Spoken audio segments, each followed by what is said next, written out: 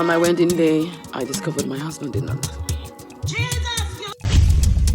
me. On my wedding night, he said, I do not love you. But when I was about to have my baby girl, there was no money. I had exhausted all I had, and there was no money, and all I had on me was 150 naira. I didn't want the baby, but Priscilla just wanted to come, and so I had to beg a nurse to help me deliver my baby in her room because she just lived a few blocks away from me. With no medication, with no attention, I had my baby in the room because I took courage from the houses that were living at the back of our house because they had the kids in their room, and I felt I could also do same. Fún àǹfààní ẹ̀yin tẹ́ ń pè mí nípa ìtàn ìgbésí ayé Iyabo Ojo àti àwọn làkọjá rẹ̀ nígbà tí wọ́n wo fọ́nrán yìí níbi tó ti bú sẹ́kún tó ń sọ ohun tójú òun rí nípa Priscilla àti Festus ọmọ rẹ̀ àkọ́bí àti nǹkan tí ọkọ rẹ̀ ṣe fún un. Nínú ọ̀rọ̀ tẹ́ fẹ́ gbọ́ yìí ẹ jẹ́ ká farabalẹ̀ dáadáa nítorí pé ó fojú sun àwọn single mothers àti àwọn ìyàwó ilé tí wọ́n la àwọn ìlàkọjá kan kọjá lọ́dọ̀ ọkọ wọn. Torí nínú ọ̀rọ̀ rẹ̀ ó sọ ohun tójú ẹ̀ rí lórí ọmọ àkọ́bí rẹ̀. Ó ní pé òun ò fẹ́ kọ́mọ yìí ó wáyé ṣùgbọ́n ọmọ yìí padà wáyé. Ó wá sọ pé lọ́jọ́ tí òun ṣe wedding gan-an lọ́kọ òun sọ fáwọn nígbà táwọn tóun délé wípé òun ò nífẹ̀ẹ́ òun o. Ó ní I don't love you. Ó níjọ́ yẹn gan-an lòun ti rí i pé wàhálà ti wà. Ẹ má ì lọ. Ẹ jẹ́ kí Iyabo Ojo fẹnu sọ bó ṣe jẹ́ látòkè délẹ̀. Kẹ́ ẹ wá tó rí i pé ọjọ́ orí ẹdìyẹ ti pẹ́. Orí ẹ̀ ni ò tóbi.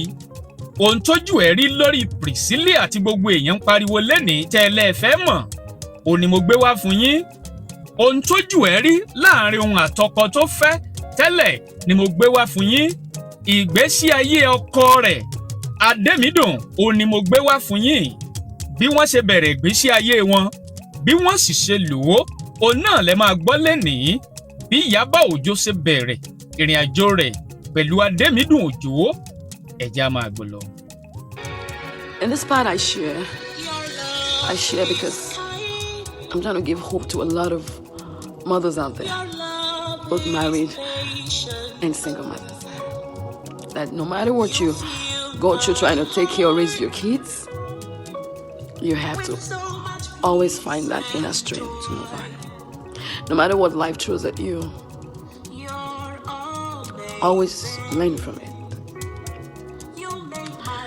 And always channel your love to your children. I remember when I got married, and on my wedding day, I discovered my husband did not love me. On my wedding night, he said, I do not love you. I only married you because you were pregnant. And I gave my life to Christ again. And I held on because I just could not walk out of a marriage I just got into. And I decided to have my son in church. And I did have him. The Redeemed Christian Church in Etere, Moshe. And the first time that boy popped out, every pain I felt, every sadness, every guilt, every blame, everything just away. It went away because I put all the love in that boy, Festus. And I loved him with all my heart. And I never extended any hate to him. Nor did I ever make him see the tears I shed today. And I made a vow that I would give him all the love. Because he did not beg to come to this world. He did not beg to come to this world. I brought him into this world. And I will take care of him. And today I am so happy that God answered my prayers. And in the bid of trying to make my marriage work, I found out I was pregnant again. And this time the situation was even more worse. It was worse because my husband my husband he was gone even while we were together. And I tried to love him with every bit of me. I tried to give him everything, but he wasn't understanding my kind of love. And I do not blame him, because we were two people who overpacked. We come from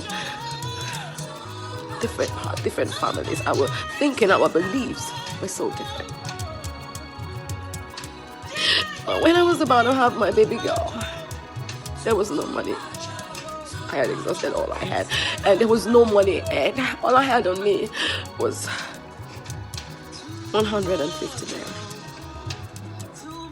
I didn't want the baby, but Priscilla just wanted to come.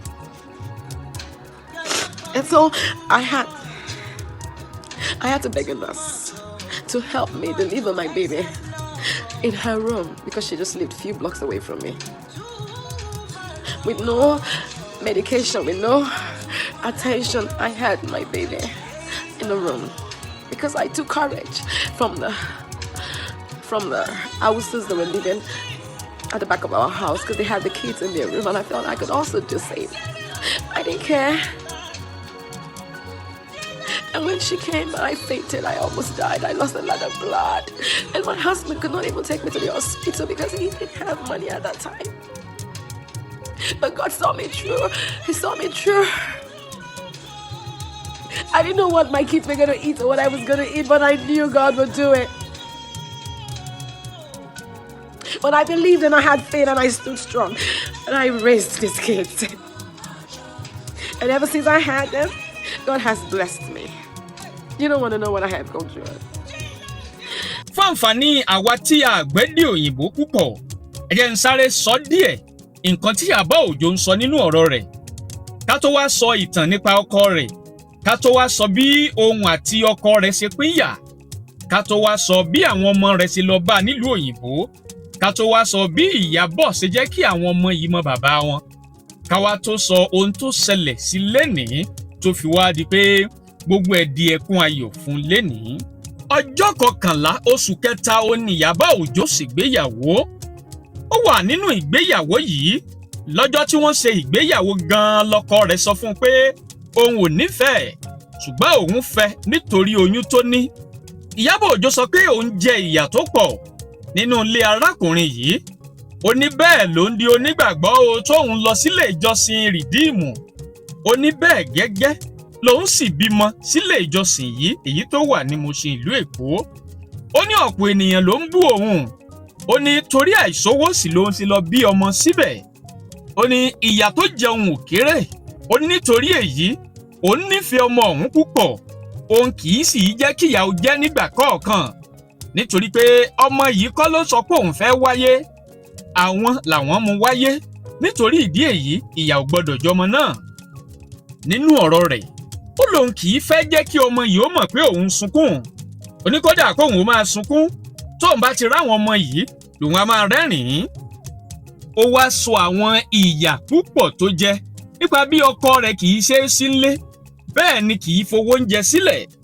Ó wá ní ibi tóun ti ń làkàkà wípé kí ìgbéyàwó yìí kó lè bọ́ sójú ẹ̀ kó sì jọra wọn. Níbẹ̀ ni ó tún ti lóyún ẹlẹ́ẹ̀kejì. Èyí tọ́kọ rẹ̀ fún nígbà náà. Ọkọ yìí ò dúró débi pé yóò mọ bó ṣe ń lọ. Ní gbogbo àkókò tó wà nínú oyún yìí, ó lóun ò rówó tóun ó fi lọ sílé ìwòsàn. Lòun bá kúkú ṣe kinní kan, èyí tóun mọ̀ pé ẹnìkan òun ṣe nígbà náà. Ó ní torí nígbà tóun fẹ́ bí Priscilla, ó ní kò sí owó kankan lọ́wọ́ òun. Gbogbo owó tóun ní lọ́wọ́ nígbà náà kò ju 150 naira lọ. Ó ló dùn òun gan ni o pé òun ò fẹ́ ọmọ yìí. Ó ní ṣùgbọ́n Priscilla kàn fẹ́ wáyé ni. Ó wá sọ nínú ọ̀rọ̀ rẹ̀, ó nígbà tó tó àkókò fóun láti bí Priscilla, ó lóun ò lè lọ sílé ìwòsàn torí kò sí owó. Ó ní tóun ṣe ni pé ó ní láti bẹ nọ́ọ̀sì kan tó wà ládùúgbò àwọn wípé kó jọ kó wá gbẹ̀bí òun ní yàrá. Ó ní ìdí tóun sì fi ṣe bẹ́ẹ̀ ni pé arábìnrin kan wà táwọn jọ ń gbélé torúkọ rẹ̀ ń jẹ́ Alice. Ó ní Alice yìí ti bímọ sílé rí. Ó lóun á wò pé bí Alice yìí bá lè bímọ sílé, òun náà lè bímọ sílé. Ó ní torí ẹ̀ ló ń ṣe pọkàn pọ̀ wípé òun á bímọ sílé. ó ní ẹ̀jẹ̀ tó dànù lára òun lọ́jọ́ náà pọ̀ pé Ọlọ́run ni ò jẹ́ kóun ó kú. Ó ní síbẹ̀ kẹ̀ ọkọ òun ò mà gbóhùn lọ sọ́sibítù o, onílé náà lòún wà. Ṣùgbọ́n lẹ́nìí ọ̀rọ̀ Priscilla jẹ́ ọ̀rọ̀ ayọ̀ fún un nítorí pé ẹkún ẹ̀ ọjọ́sí ó ti padà dẹ̀rín lẹ́nìí.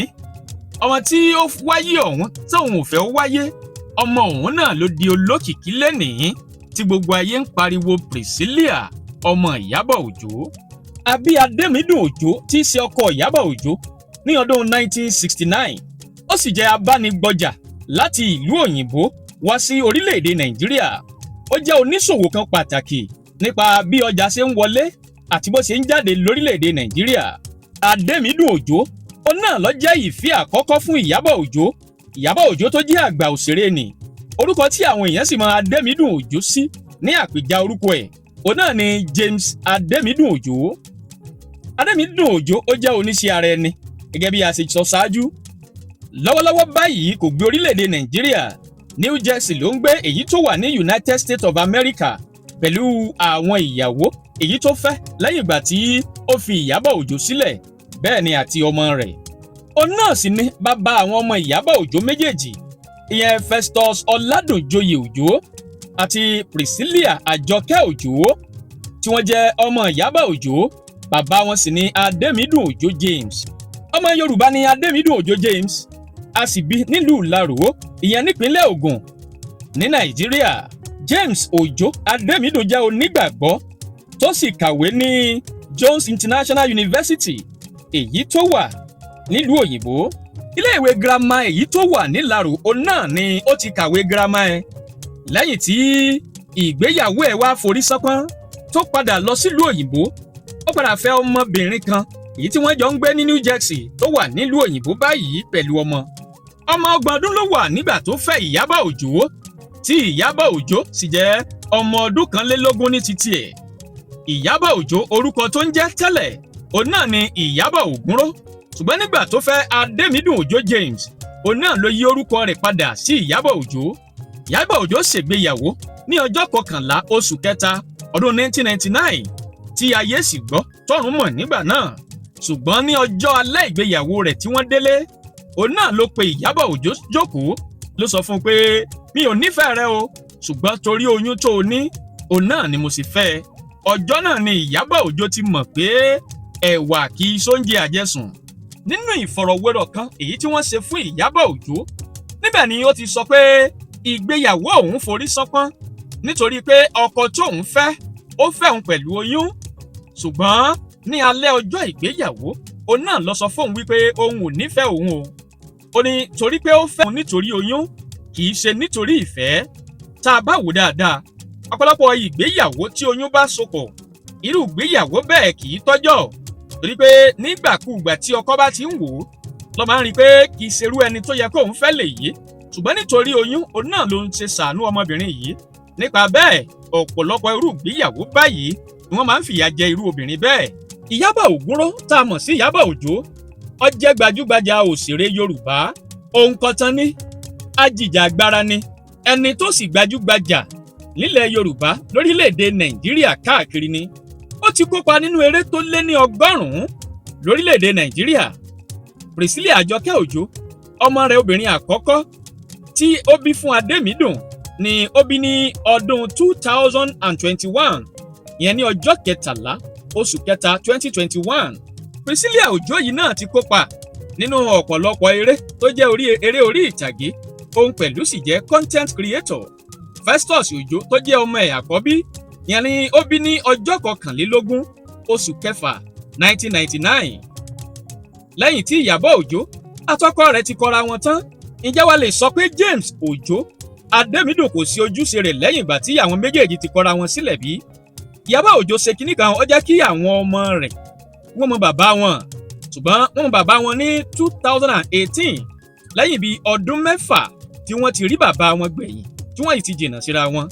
Priscilla kọ nínú ojú fọ́nrán Instagram rẹ̀, ó ní ẹ̀yin ènìyàn ẹ wá wo bàbá mi, a ò tí ì ríra fún ọdún 6 sẹ́yìn. Mo dúpẹ́ lọ́wọ́ Ọlọ́run pé a lè tún jọ jáde ṣeré, ìfẹ́ fámílì lèyí o.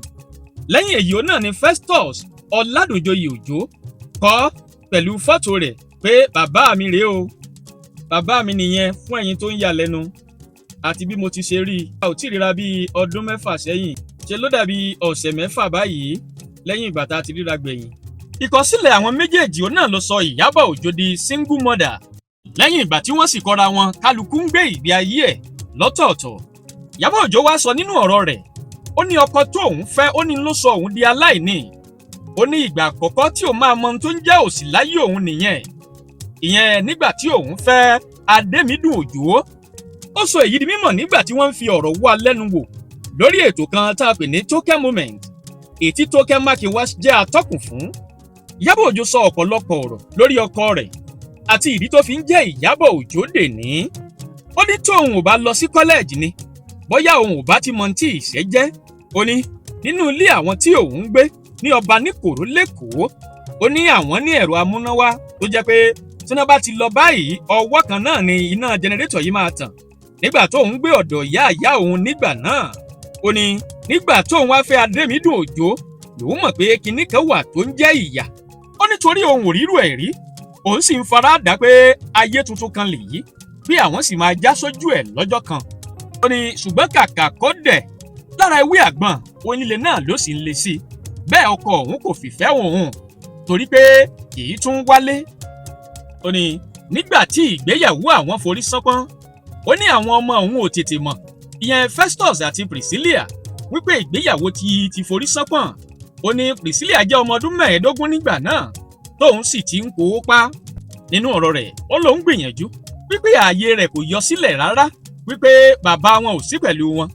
Ó ní nígbà ọdún kérésì ó máa ń gbìyànjú láti ra ẹ̀bùn méjì fún wọn, ó lóun máa rà fún wọn, bẹ́ẹ̀ ni bàbá wọn náà sì máa rà fún wọn. Ó wá ní ìgbàkúùgbà tí àwọn ọmọ yìí bá ti béèrè pé bàbá àwọn ń kọ́, ó máa sọ fún wọn pé arìnrìn àjò ni bàbá yín o, ó wà nílùú òyìnbó, ó sì ti rìnrìn àjò lọ síbẹ̀. Nínú interview kan tó tún wá ṣe ní 2016, Iyabo Ojo tó wá sọ púpọ̀ nípa ìkùnà ìgbéyàwó ẹ̀.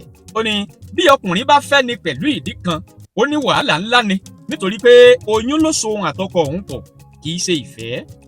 Ó ní òun ò di mímọ̀ o nígbà tí òun lọ́kọ. Ó ní kódà nígbà tí òun àtọkọ òun ò fẹ́ra mọ́, ó láwọn èèyàn mọ̀ òun nígbà náà. Ó ní àfi bóun ṣe hàn nínú fíìmù kan tó jáde nígbà náà tó sì pòpè kí òun já gbangba. Ó ní fíìmù ọ̀hún tóun ti hàn, òun náà ló sì pòpè kí òun káyé tóun fi di Iyabo Ojo dèní. Wọ́n fi àsìkò yìí rọ gbogbo ẹni tó jẹ́ single mother tàbí ẹni tó wà nílé ọkọ tó láwọn ìpèníjà kan. Ó gbàgbọ́ pé kò sí bó ti wù kí ojú ọ̀run ó mọ́ tó, sánmọ̀ dúdú díẹ̀ yóò wà. Nípa ìgbàgbọ́ wa àti forítì, tá ò bá sì jọ́lẹ̀, dandan ni a ó padà jẹ́ èèyàn láyé. Ọmọ tá a bí ẹ má jẹ́ akanra mọ́ wọn nítorí pé àwa kọ́ la fagídí fà wọ́n wáyé. Olódùmarè ló jẹ́ kán wáyé láwọn àkókò tí wọ́n wáyé ọ̀hún. Ẹ jẹ́ á fìfẹ́ fà wọ́n mọ́ra, á sì jẹ́ kán mọ bàbá wọn nítorí òní kọ́, nítorí ọjọ́ mi ni o. Ọmọ Aláṣẹ Media ẹ máa gbọ́ ẹ máa wẹ̀ já ṣe àyè. A ó tún pàdé lọ́jọ́ míì ọjọ́ ire. Búburú kan ò ní ṣe yín, kò ní ṣe wá. Bó bá ṣe ń lọ láwọn ìkànnì gbogbo, àwa ò ní jẹ́ kí tí yín ó di sí o. Ire o, ire kàbìtì. Àtirẹ̀ o, ọmọ Aláṣẹ dìde.